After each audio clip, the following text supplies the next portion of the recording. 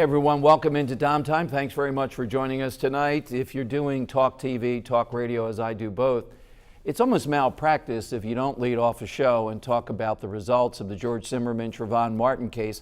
That's what we plan to do tonight, and to take as many of your calls as we can. Everybody has an opinion. I think almost everybody in America has been following this. But to get you some great information, we have two of my favorite people and two of my favorite attorneys to bring on. George Perry has been on with me the last few weeks on my radio show. He's a former federal prosecutor, former state prosecutor. Wait, this guy can't handle a job? No, he's still in private practice here in Philadelphia area, and someone that I've gone to try to break down and put into clear terms what exactly was happening every step of this trial and where it would end up on Saturday night. Christine Flowers is someone who is an attorney in her own right. You hear her on 1210 AM radio, and she writes for the Philadelphia Daily News, including a column tomorrow on Trayvon Martin. And I believe they asked her, what's your opinion on this? Oh my goodness. And I want to start off with George, and I want to talk with Christine in a little bit about the possible federal charges that might come down around this. George, let's talk about where we are now, going on 48 hours since the big decision came down. And I've never seen as many people, including attorneys, it almost seems as if you have to be incompetent to be on these national shows. From my law school dropout, or never finishing perspective of some of the things that they've said, let's go through some of the bones of contention. One, there seems to be this idea that how do we end up with 5 white women and 1 Hispanic woman on this jury?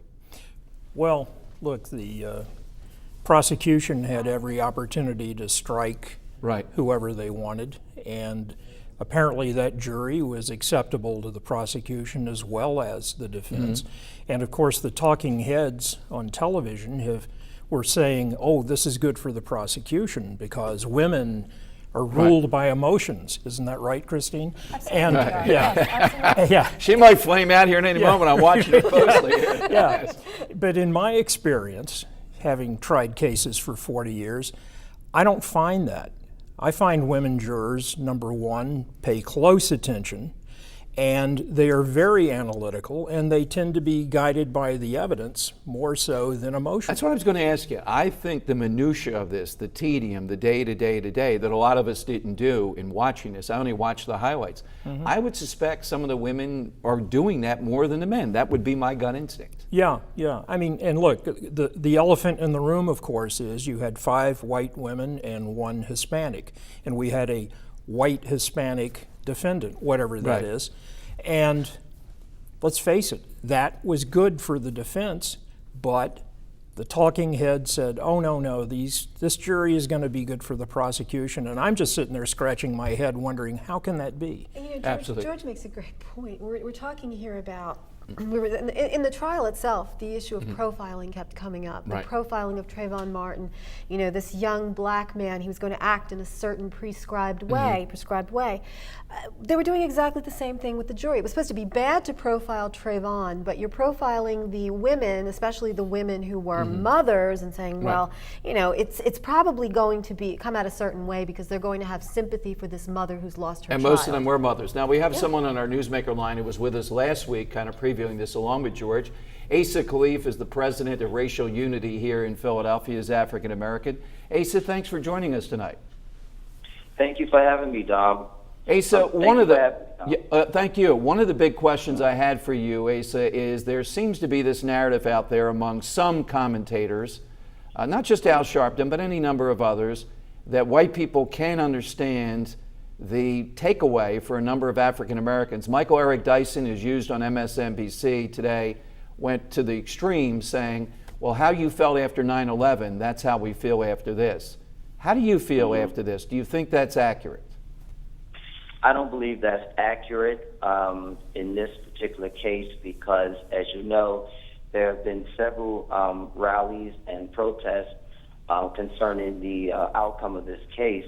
In particular, there were one that I helped lead on yesterday in Philadelphia, and it was a sea of multicultural people, white, black, Asian, Hispanic. So I think at this point, people identify with this case, and particularly if you're a parent. That is what's resonating with people, and I think it crosses all color lines. All right, well, toward what point, though? Because Christine just said, and I think she's right, that a lot of these women on the jury were moms.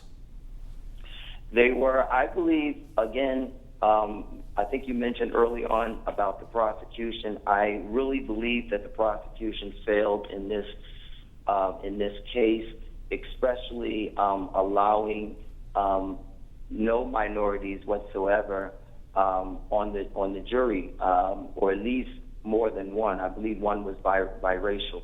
So I think they have to take responsibility for that as well.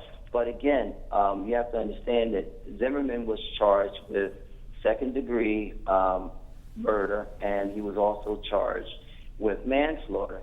So based on the stand your ground laws, that's what the jury had to pull from. Well, stand your ground was not used in this case, though, Asa. It was not allowed to be used in court. Parting question for you, though. Let me ask you this.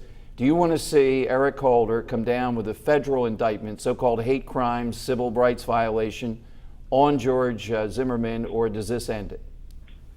No, it doesn't end here. I want to see Eric Holder come down with actually to continue the investigation. If you notice, the investigation Dom was suspended while the local authorities took this case on.